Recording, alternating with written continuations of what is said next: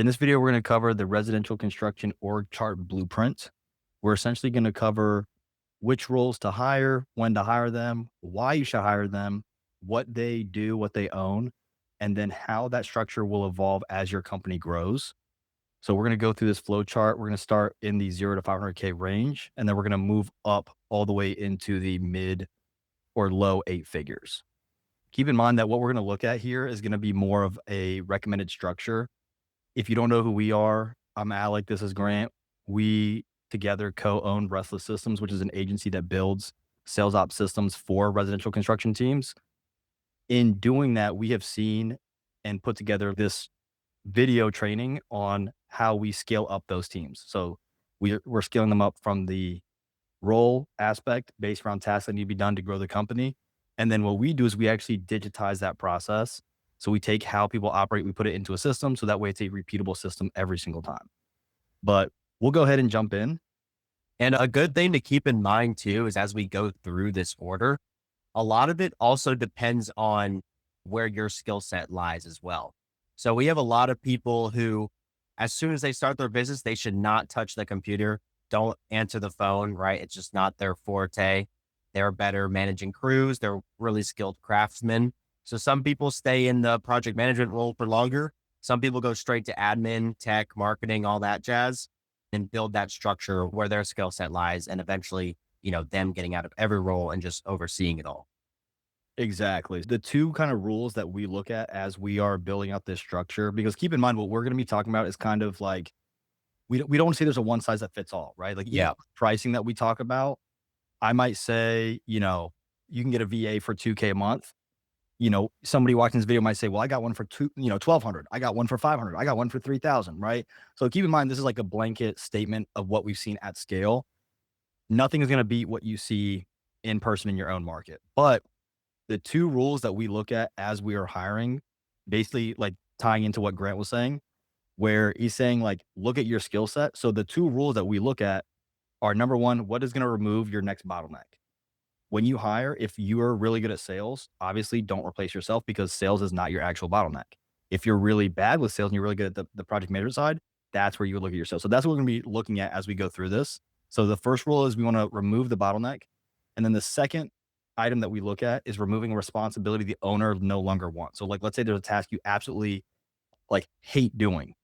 It's your business. The whole point of having a business is to create that freedom. If you hate doing something, hire for that role. So we're going to look at removing your bottleneck and then removing things that you absolutely hate doing until you can essentially step out of the business as much or as little as you want. So that's going to be what we're looking at.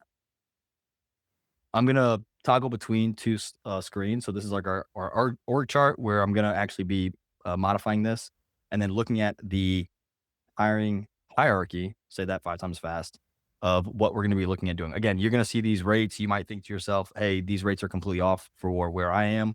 Completely fine. Most of our clients are on the East Coast, and we have some in the Southeast, some in the Northeast. We do have a few on the West Coast, but most of ours are on the East Coast. So maybe these numbers are off.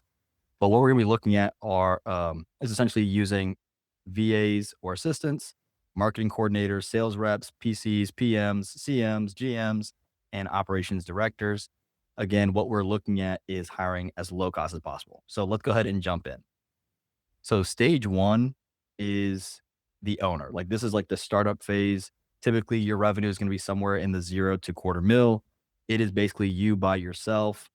And because it is you by yourself, you are doing all of these roles. So you're doing the sales, you're doing the estimating, you're doing the marketing, you are creating the Google business. Maybe you're creating a really bad website. Maybe you're trying to vibe code a website. You're doing the project management. Maybe you're doing some of the work. Maybe you have a sub you work with. Maybe you have a buddy you work with. You're scheduling the jobs. You are handling the finances, whether that's collecting the money, your books, you're going to a bookkeeper. Maybe you're working with someone like H&R Block at this point. You're doing all the client communication. So you are doing absolutely everything. Your goal at this stage is essentially to prove demand. You are trying to make sure that you have some kind of a viable business before you then take on the responsibility of hiring somebody. Right. And this ties back to like our mindset as like in terms of hiring as low cost as possible and only hiring as you move up that ladder. But you have people in business who either start, either bootstrap, how we kind of like to safely scale, or you have people who just drop money on an unproven business right away. take out like a small business loan or borrow money from someone. Really, this framework is kind of teaching you like the safest, most realistic way that you can start adding these roles from 250 and up. Yeah, that's something we've seen. Sometimes people come to us and say, "Hey, should I take out a big loan to do a startup?" And we always tell them, "No." Somebody else might tell you yes, and maybe they have a good process. We haven't seen it work well. Like the concept of a startup is usually very risky. So putting a lot of money into like equipment or payroll is a huge overhead. What we would rather do is if you look on the screen, you have all the roles. When you are under 250, give or take, and you're the only person, you're still in charge for everything growth, everything operations. So the easiest structure to do here is you act as the marketing VP, you're acting as your own admin, you're acting as the sales rep, you're usually acting as the PC and the PM. And then what we typically recommend people to our clients or to people who ask us, because we typically don't work with this small of a business, is we typically recommend that you should then sub out the on-site work. Now, we're not going to go too much into that on this video. When we say sub out, what we don't mean is we don't mean, oh, I close a job. I'm going to call ABC construction company, send them over to do the work. We mean that you act as the PM on site and you're overseeing these Right. people. You're still on site. You are still the client liaison. Like you're still communicating with the Yeah, client. you're basically just leveraging their fixed labor capacity. You're not necessarily trying to hand it off to someone. They talk to your client and everything. I mean, we're talking to construction people here, so I'm sure you guys all know plenty about subcontracting. It's definitely, especially in the beginning, because we know it's a very typical feud in the industry, right? In-house crews versus subbing everything out. And there's definitely that fine line. And you should work towards, a lot of key personnel in-house as you grow. But in the beginning stages and even up until you're large, having a reliable sub network is super high leverage because they're only like a direct cost to a project and not on your payroll. Yeah, and we have two clients right now who do very high ticket work where they're doing between 100 to $400,000 jobs, and even they will use very heavy sub networks. They do a cost plus model, then they bring in all the subs, and then what they do marketing or positioning wise is they position themselves as the project manager, the project coordinator for the whole project with the Yep. client, and they do very well that way. And And one subcontracting is a skill in itself. I mean, if you're good at building relationships and, fostering those relationships and finding skilled labor and stuff like that, they're basically going to become like your partners and your employees, just not in the direct sense as a W 2. Right.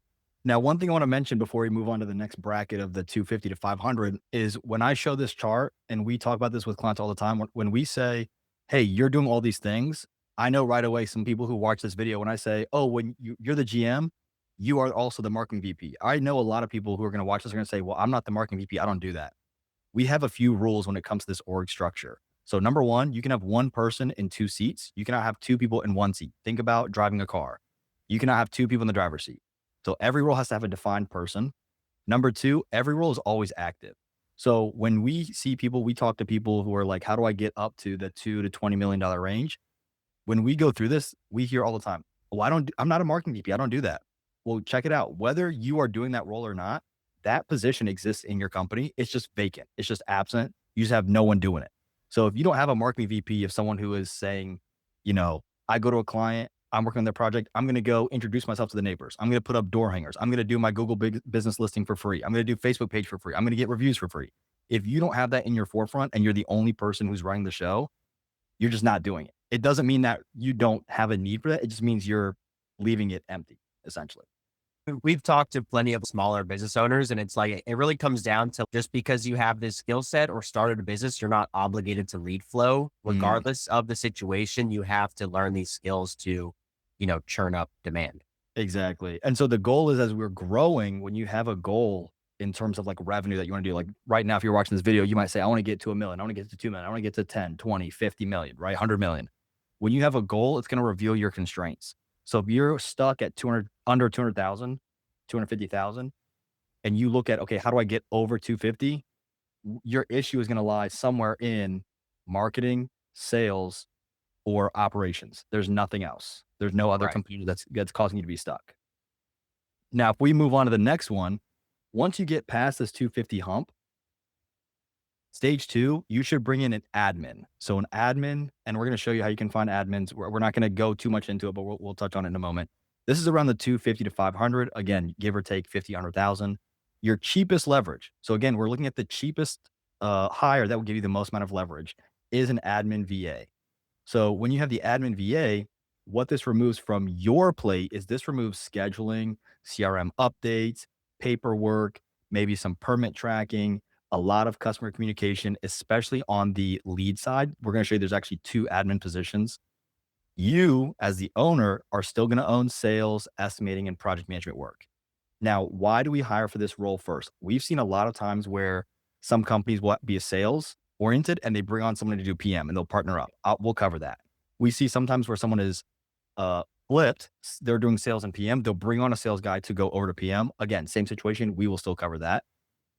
But this is going to be the cheapest out of pocket hire. Really, the whole goal at this stage and hiring the admin first is to get yourself out of the redundancy tasks and Mhm. into higher leverage tasks as soon as possible. What affects the bottom line is, is having founder led marketing, is being able to close deals and to be able to go and check on projects to make sure no one's going to leave you a bad review. Now Right. that you have this, 18 to 20 hours of time back in your week, you now have a lot more time to churn up deals, close deals, and then make sure quality is going well. Yes, so well said. Basically, you're removing think of opportunity cost, right? Like if you could get rid of these items, you could sell more and at selling when you're selling more, you're doing estimating, which means you can get your quotes out faster. And then when you are selling and closing, you then have to make sure that you're not dropping quality. You don't want to have so much, lead flow and sales come in that now you're losing quality. And now instead of having good marketing of like, oh, this team does a good job, they do high quality. Now you have bad marketing. Like, don't hire this guy. He sucks. Don't, I hired them, don't make that mistake of hiring them. Yeah. So the admin will let you work on, like Grant was saying, your highest return tasks. Now, if we come back over here, remember rule two, every role is always active. So we're going to cover two very quick situations. We're going to cover the admin. We're going to cover if you have a buddy come on. So if it is just you and you are doing these roles here, when you hire for the admin, we have already taken this off of your plate. So now instead of doing the original, which was all three of these sections, sales, admin, and operations, you now are only doing sales, project coordination, project management. So you have already reduced your workload. You can do more of this. And what's funny is we hear all the time, these companies, these little companies will be like, well, I can do everything. You can only do everything because you have such low volume. It's very easy to handle 5 leads a week, 2 appointments a week, 1 job a week. It's very easy to do that. Or the, If the whole excuse is I can do everything because it keeps more money in my pocket. Right. Like, what? Right. So when you are increasing your volume, what happens is like, well, is it now feasible to be the admin when you have 20 leads a week and 6 appointments and 3 projects? The answer is no. Now you might have guys argue with us, but again, they always get stuck as we'll cover in a moment. So scenario 1, it's you by yourself, you bring on the admin, you go to sales and PM. Scenario 2, what some guys will do is they will actually have a buddy that they partner with that they've maybe worked with in the past. And what they'll do is they will become, so owner becomes sales manager, admin, GM. They then buddy up with somebody who runs operations. Yeah. This is not a bad structure. A lot of guys do it. It's also very fun to do if you have a buddy to work with. It's much more enjoyable. I mean, like Grant and I, we run a company together. It's much more enjoyable to work with a friend. However, keep in mind that when you do this, you are typically splitting equity.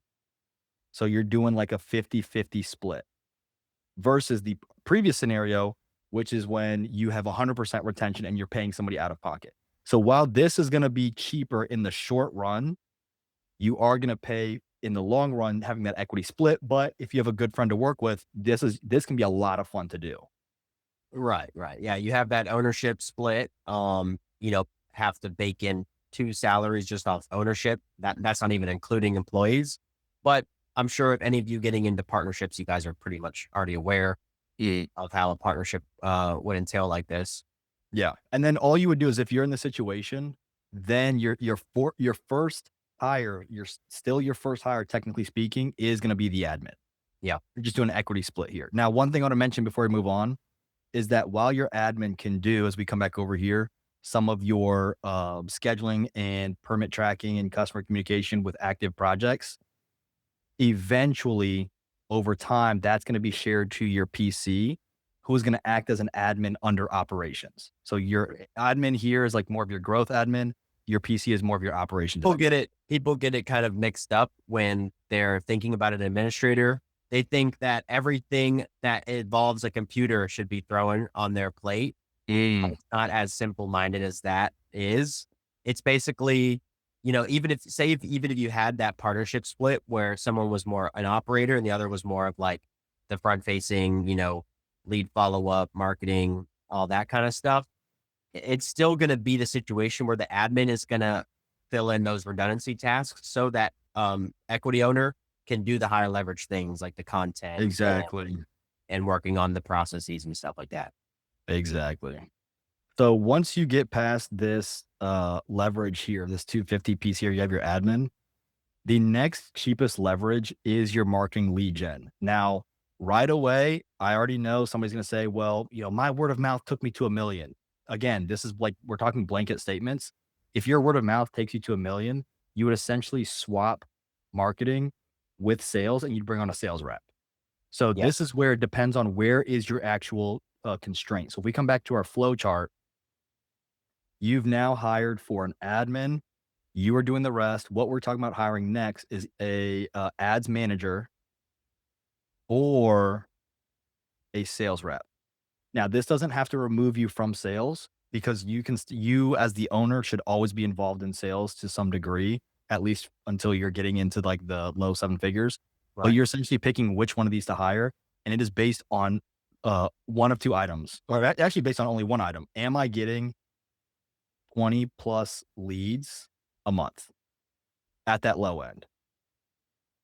I If mean, you're going for that sales rep, which it means that you want to be able to handle higher lead capacity on on-site appointments, like in a shorter notice, right? If you yeah, were just an owner sales rep and you had optimal lead flow, which, we see at is around 20 leads or above per month.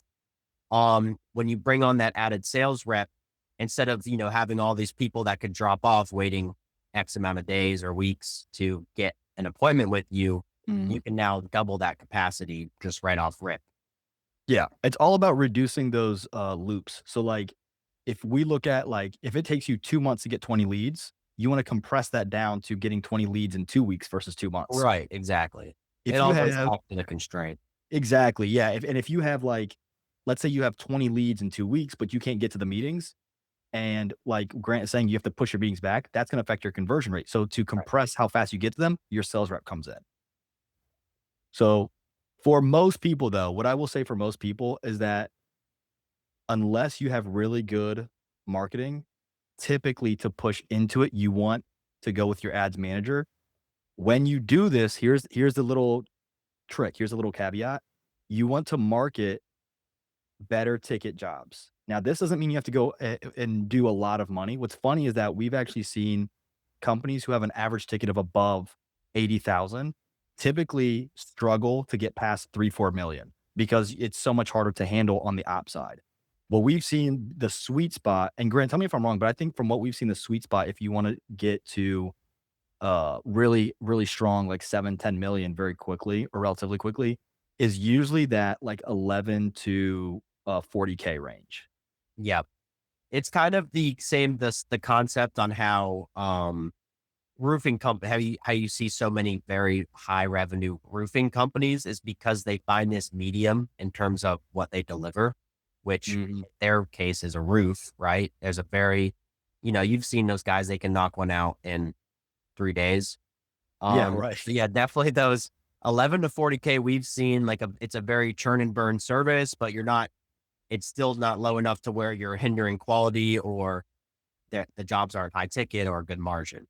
Yeah, so like 11 to 40K, and like you could argue, 8 to 65K, right? But what you're looking for is you're looking for fast fulfillment to have a high production rate. Right. And then with these tickets, what we see typically margin wise is we are typically seeing something in the 35 to 55% gross margin or your profit per job. That's typically what we're seeing. What's interesting again is when you go to those higher ticket guys who are doing the 100, 300,000. I spoke with one yesterday. Their average margin is somewhere between 15 and 25%. Now, again, lower, lower percent, higher dollar, but this is what we see as a sweet spot. And if So, they even wanted to double capacity, they would basically have to rehire their whole team 1.5 times over again right. just to meet that added demand. Like most of these guys doing like high-end pools or larger houses, they're doing maybe like 3 to 10 jobs per year. You know what I mean? Right. Yeah. That's where they kind of cap. And again, there's going to be someone who watches this and they're like, well, not my company. Again, we're talking about Right. you at Yeah, scale. we're broad stroking. This is all definitely opinion because you could be a home builder watching this. You could be a landscape construction guy watching this. You could be a residential remodeling company watching this. Yeah. So, You could be a fence dude cranking out like right. 3 to 7K fences like butter. But the idea Exactly. is that you're looking at what's stopping you. And so usually it's going to be your ads or your sales rep. Now here's what's nice about this. If we look at the payment structure for either one, we're going to come back up here.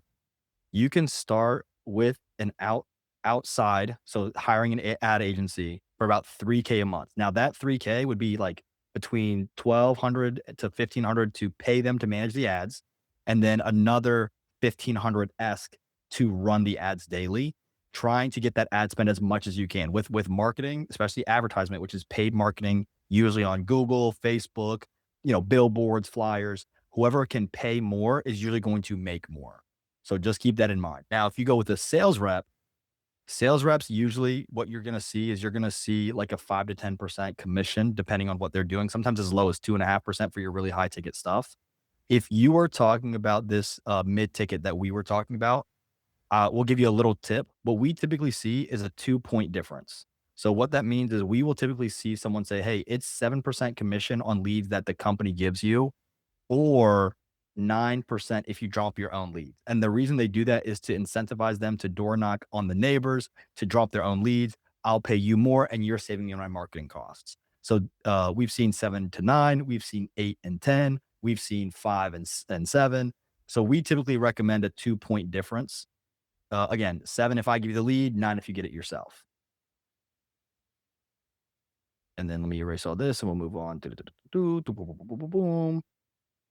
Great. All right, moving on. So now we're going to move on. Again, marketing and sales kind of interchangeable. Once you put them together, you are then pushing into the $1.5 million range.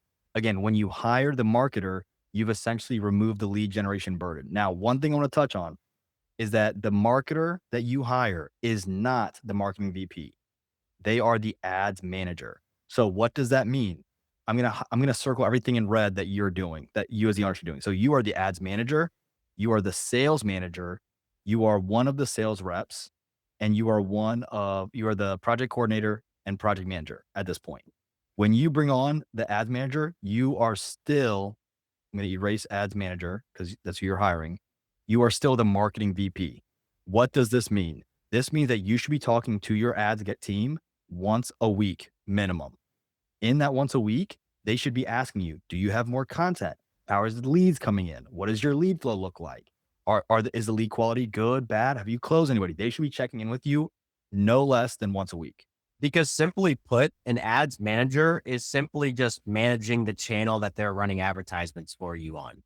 You have to still portray to them what the local market likes. You have to have founder led content. You still have to have all these things and put in this effort to actually have a brand and make the marketing effective for the manager to then edit and then distribute, what you guys create to them. So like that, having that skill set to grow and brand yourself right and know your local area won't go away, right? It's a matter of you handing that knowledge off to the ads managing companies.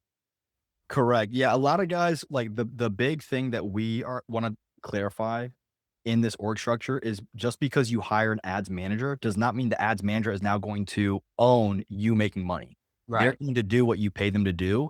You still have to check in and say, "Hey, are we getting results? We have to collaborate. We have to go back and forth."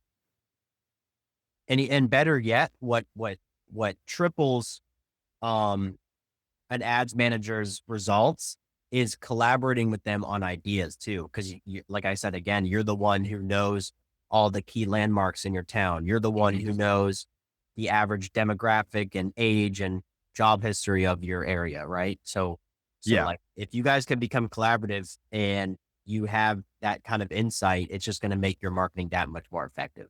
Yeah, don't, like Grant talks about this all the time. Don't hand off marketing and be like, "Oh, I'm done with marketing." You're handing off someone running the ads, like the technical component. You should still be bringing ideas, and then you should also be challenging ideas. Like if they give you an idea that you know is not gonna work in your area, you should be challenging that. And any Yes, good marketer is going to say, "Hey, I know it works at scale. Let's make this apply to your local market. Here's how we're gonna figure out what works." That's what a good marketer should be doing. exactly. And last point I'll make on that, Grant and I don't do, and we never have offered paid marketing services. So we work with a lot of them. If someone goes, "Oh, well, you guys would say that you're marketers." No, we don't do any marketing. We just work with a ton of marketers. And a good marketer asks us, like, "Hey, your systems are showing lead quality. I love it. Let's dial this campaign in." And through a lot of it too is like because through our sales ops systems that we're building for residential construction companies is that we're seeing all this insight Mhm. and we're seeing all this data flowing into the system from the marketing attributions. So it really allows us to see that. And in return, we have to have a conversation with our clients' marketing teams, put them in group chats and make sure all of this is, being talked about and dialing in their processes around that. Exactly. Yeah, that's where, because we're seeing that information at mass, we're able to kinda give you what we've seen work or don't work. Now, if you bring on the sales guy, what the sales guy should be doing, again, remember, sales and marketing can be interchangeable based off of how well your local marketing is going. The sales guy is going to tag team with the admin on lead qualification. They're going to handle the on-site appointment. They're going to handle the follow-ups. They're going to handle the CRM management on the sales pipeline side versus the lead side. And then they're going to be doing routine estimating. So that pulls you away from that. You as the owner might still handle the major sales deals. So like a big fish comes in, maybe you are the one to go and get it. You can be the one to verify final pricing before it's sent out. And then you are still technically in charge of project management unless you had a buddy come in and handle PM stuff with you.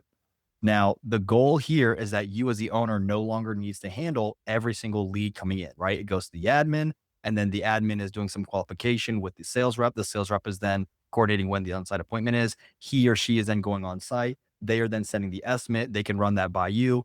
They're trying to do the follow-up to close the deal. Once the deal is closed, they are now working with you to essentially handle the project coordination so you know what you need to start that project.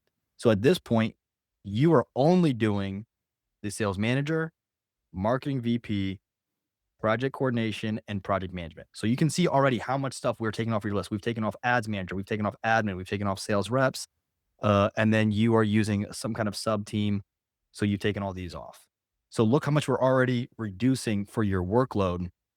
And then from that workload, you are now able to use that to help make more money or focus on what you do very, very well. Now, moving on, the next easiest hire would be your project coordinator. Now, some teams do this differently, where what they'll do is they will treat the sales rep as the project coordinator Yep. up, Was just up about until to say this point. that. Yeah. And real quick, like the big difference between, again, this is just how we define it, what we've seen. You might call it something different. So when we define it, you might say, oh, that's what we call, blah, blah, blah.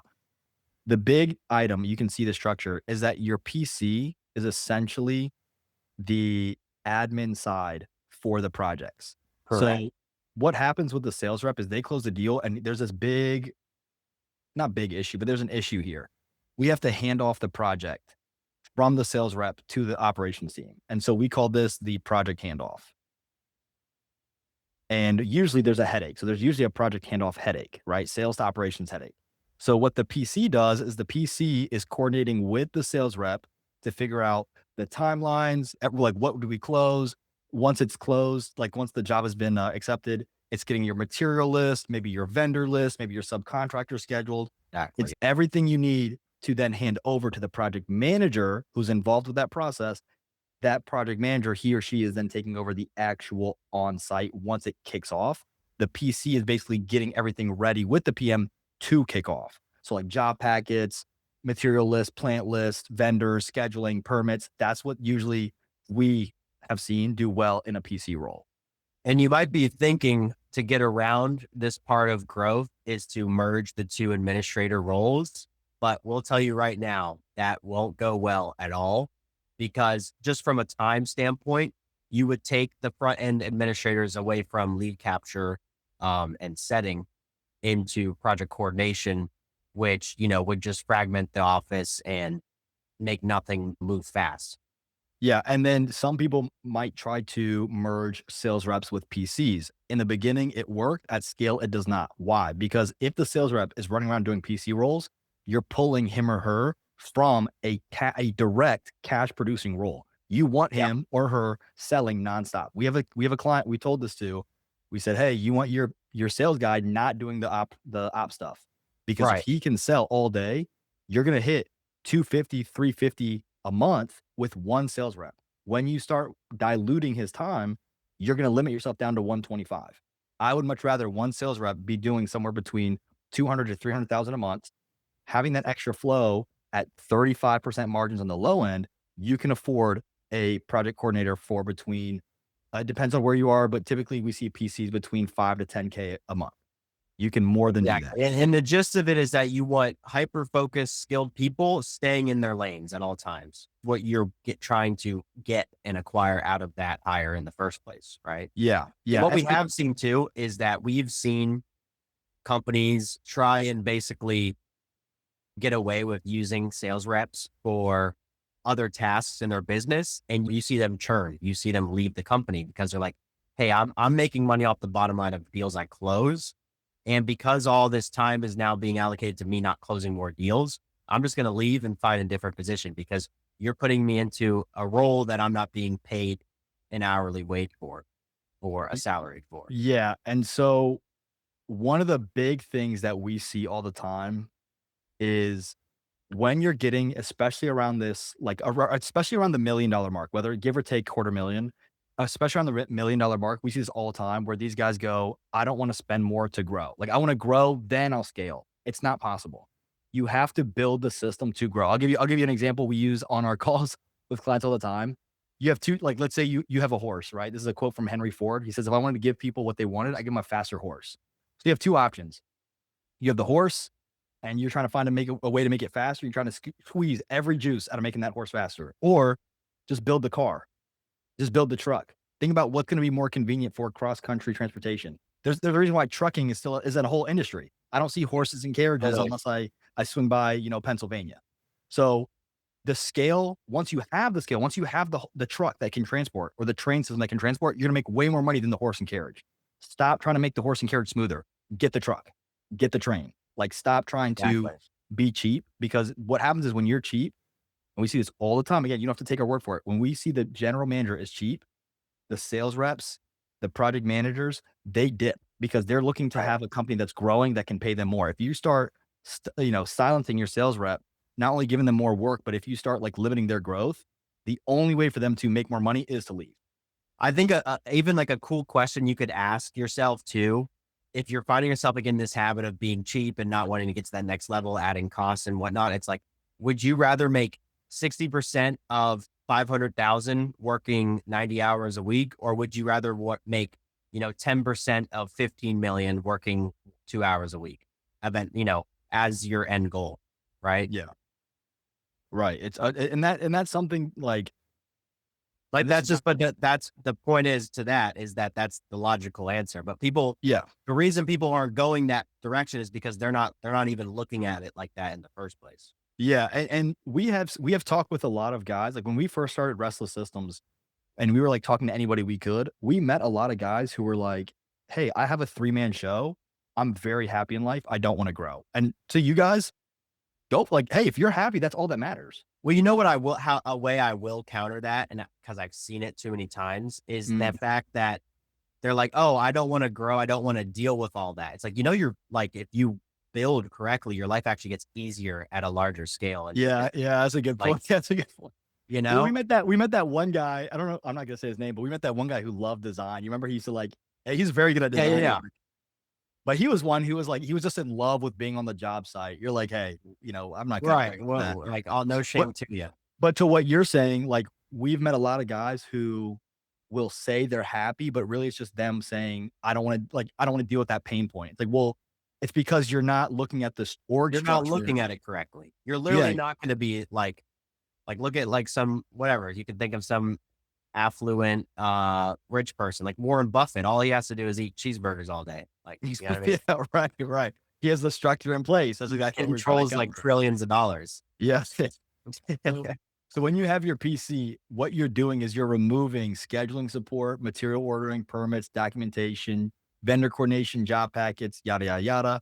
At this point, again, if you did not do a partnership with somebody, the owner is still owning the project management, production decisions, quality control. So you have essentially removed yourself from admin, from sales. You might be having your sales rep or admin handling some marketing VP stuff, or you are doing it. But the goal here is we're essentially trying to delay the need for a more expensive PM because the PM is very expensive. Now, you could argue 100% the PM coming before the PC if you're very growth oriented, if you're very aggressive. I know if Grant and I were owning, we have our own construction company that we own. We went with a PM first because that was our biggest bottleneck. So again, you have to keep in mind your personal constraints. What we're looking at here is the lowest cost to highest return. So you Right. could swap the PM with the PC. Again, if you do that, if you go with the PM first, your PC needs to be next. If you get the PC, your PM needs to be Exactly. next. Yeah, like, So it wouldn't we're about, uh, many hundreds of miles away from our company with our partner running it in the field, and we're the tech guys, we're the marketing guys, we're the mhm. computer dudes, so it would make no logical sense for us to obviously hire an admin first. It would Yeah, be yeah. that Right. project. We're not gonna fly out there and do the work, right? Like, it's not Right, gonna fly out. exactly. So once you get to this point where you're ready to hire the PM, again, 2 to 5 mil. Again, you could do it a little earlier, just depends on your situation. But the goal here, the bottleneck is that the owner can no longer personally manage every project. So this might be where your PM is handling, 3 to 4 sub teams. Or maybe you guys are tag teaming the PM role where he is more of an assistant PM, an APM versus a PM. Remember, two people can't both be project managers. So somebody comes in as a PM, someone's as an APM. In a perfect world, you bring on a project manager who acts as your assistant temporarily. So you hire someone who's an APM, you are the PM. And then as you're training, you slowly switch spots and then you slowly step away or even replace yourself with an APM. Again, that's where you're getting into like the um, mid seven figures, upper seven figures, low eight figures. That's kind of like what that structure looks like. But the goal here is that you are removing daily PM, your trade coordination, your client updates, your change orders, your job schedule. You're moving all that stuff. So what you now become is you now become the sales leader. So you are still the sales manager and the business leader. And we have a few clients who are perfectly in this structure where they are acting as both the GM, sales manager, and the marketing VP. Yep. So kind of like this boot design. So this is what they're doing because what happens is when you structure like this, you're essentially just doing meetings. So the GM is basically doing a sales meeting 3 times a week.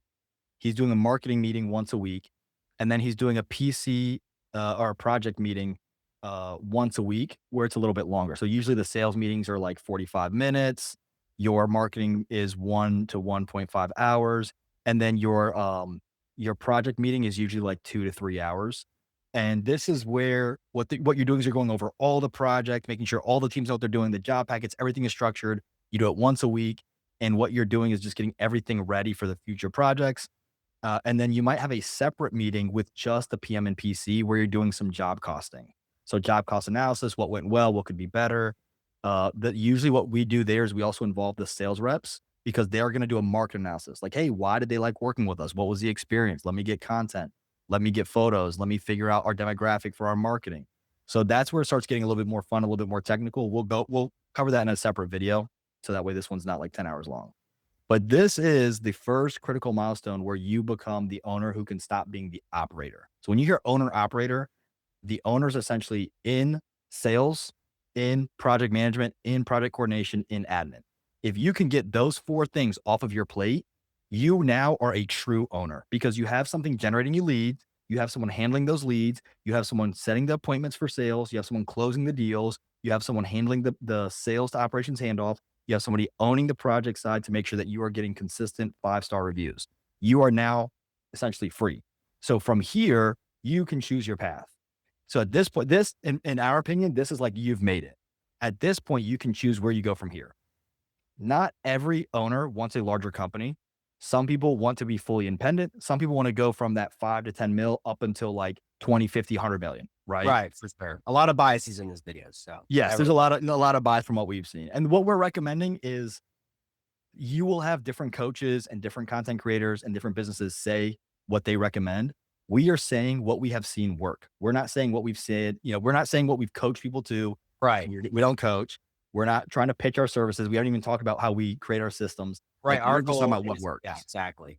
Yeah, our goal is to basically just speak from experience and what we've seen work, what didn't, what we're seeing happening in the industry, and then just allow that to be as open ended as you want. Like take what you need from the video and what's applicable to you, right? Yeah, So everything we're saying, just like we said, the roles, the way, like the order in which you hire, all of this can be manipulated around your lifestyle, your unique business, what your skills are, where you want to grow, what you don't want to grow, etc.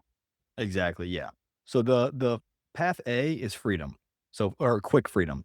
So once you have this structure and all you are is the GM, your next hire would literally just be hiring a GM. And then the GM steps into your position. So now you become the owner, you're above all of these roles. And then the GM is handling the marketing, the sales, the project management, the project coordinator, and they're just overseeing those items. So, whoops, shot back up. All right, let's go back down. So then if you bring in the GM, remove your daily management, team accountability, operational decision making, marketing leadership.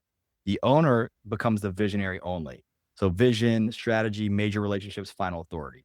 And what's cool with like how even Grant and I have our company structured, Grant is more of the visionary strategy, big picture, big relationships. And then I'm more of the GM handling the day to day. So Correct. we Yeah, feel structured in a similar way where you, exactly. as the owner, you want to step out and just be that main owner. Now, the owner, the company essentially can operate without him or her being there every day. The owner can still be involved. So we have a lot of owners who love sales, love PM. They're going around, they're checking in. What's cool is that involvement becomes a choice. And one of my favorite tricks that we share with people is a good GM, a good owner. You can essentially wait for fires to pop up. So think about like if you've had a boss, something comes up and the boss is like, "Hey, you go figure it out." In this situation, you could be on standby and like, let's say the PM's like, "Man, I'm really struggling." You could run down and help him out. You could be the owner that's like, "Hey, I have all the time in the world to just help out where you guys are struggling," and then build systems around that. So that's a really cool laid back way.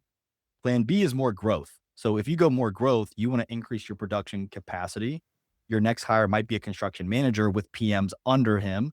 And then you are just growing two elements. So I'll show you this one. This is actually kind of like a seesaw situation. So you essentially have, you're going to hire one of two things. So you essentially need more sales or more production. And this is what Grant was saying earlier, where all you're doing is looking at your constraint. So this is what it looks like. I'm going to put tallies under these.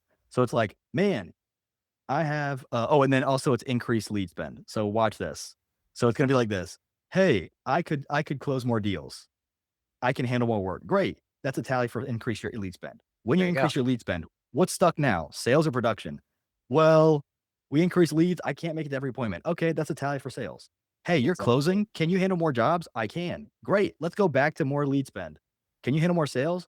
Yes, we don't need to hire. Great. What about jobs? We're getting stuck on Oh jobs. yeah, now we're booked out too long. Okay, find a crew. Right. Now you get a crew. And so you're essentially just going through here. And then what happens is as you get to, let's say you have too many sales reps. Let's say it's like, oh, I have 5 sales reps. Oh, now I need my sales manager. Oh, I have 4 production crews. Oh, now I have a construction manager with my PMs under him or her. So that's all you're doing. At that point, because you have followed this hierarchy structure that we're talking about, at this point, all you're doing is literally saying, where do I need to plug in more people in the systems I already have created? There You you already go. have the sales systems. You already have the ops systems. You already have the admin. You already have the marketing. It's just one more here, one more here, one more here, one more here. And you're just increasing, you're just cloning those positions because you followed this video, you extracted the stuff that actually applied, and then you made it your own. Exactly. And a lot of people I think have like, maybe some people at a newer level in business, they kind of look at that construction company with the nice office and all these pretty trucks and stuff. They're like, how do you go from this to that? Right. And a lot of people out there just give you very like gimmicky, shallow answers like, oh, you got to have systems and make a hands off business. It's like, well, in this video, we're literally showing you right here how they just constantly stack skill sets while you're going up in revenue and Mm, exactly how you're getting there from nothing to something. yeah. And as you're growing, there's a few those operational leadership layers that lead into it.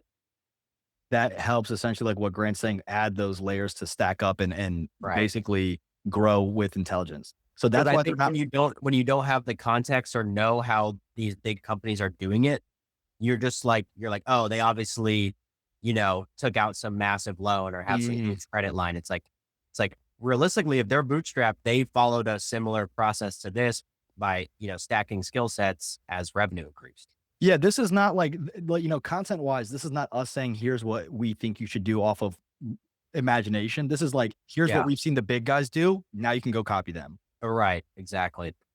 Now, for the operational leadership layers, as we wrap up, these roles are not really part of the core progression. These are just management layers that should be added when a department becomes complex. So, it's like we were saying, if you're adding tallies under sales or tallies under production. So, for sales manager, typical trigger that we look at is once you have about 3 sales reps or more, you want a sales manager in place because your owner might be spending too much time managing salespeople.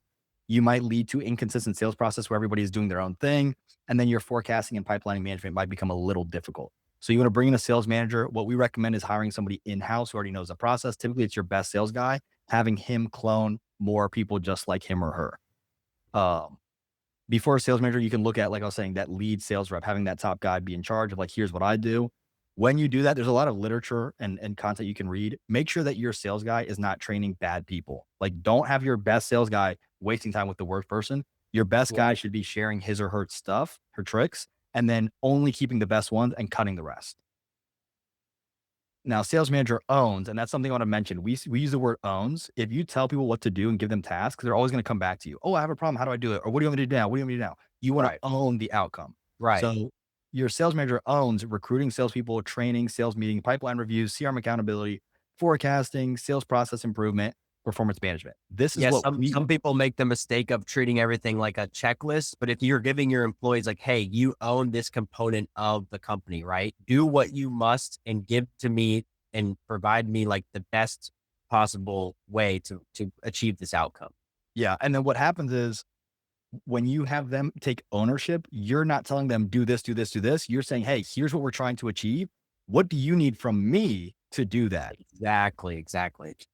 Now, construction manager, same thing we talked about. Once you have multiple PMs, increasing production complexity, growing field teams, or capacity planning challenges. Again, if you have a very high average ticket, you're going to need a CM sooner than later.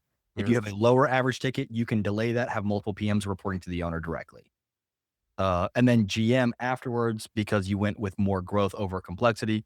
The owner wants reduced day to day involvement, departments need coordination, and a team needs a single operational leader. That's where then you would plug in the GM. Not hired because of revenue, but hired because of the owner goals. You can also look at an ops director, which is when you have multiple managers and you need someone to manage your managers. Again, it sounds silly, but it's very helpful. But those management layers are not triggered by revenue. They're triggered by complexity to ensure that nothing falls behind. If you have 10 people in your office, 15, 20 people that you're paying a pretty penny for, and then they have a low return on your investment because they're unmanaged, they're doing their own thing, that's Yeah. going to create its own issues. That is where you see a lot of guys say what Grant was saying, which is, oh, I'm happy making 750,000 because I have no idea how to handle people. That's what they're saying. They don't want to Right. manage people. Now, Or the you'd even see like the most extreme case scenario where some guy just didn't know how to plug that team into like a true system and hire correctly and delegate ownership to certain roles. And you see them literally you see them literally fire everyone and become like a self-employed handyman for the rest of their life. yeah, yeah. Like it's crazy. And they lie to themselves and tell themselves like, "Oh, I'm happy doing that." Like, no, Right. you're just less stressed. You have different kinds of stress. Right. Or, oh, there's no good people out there anymore. Like I already tried that. Right. Yeah, yeah. We always say, "No, there's good people, they just don't wanna work for you." Yeah, exactly. So the core progression is owner does everything. You bring in an admin to focus on your core producing activities. Then, so this is like number one.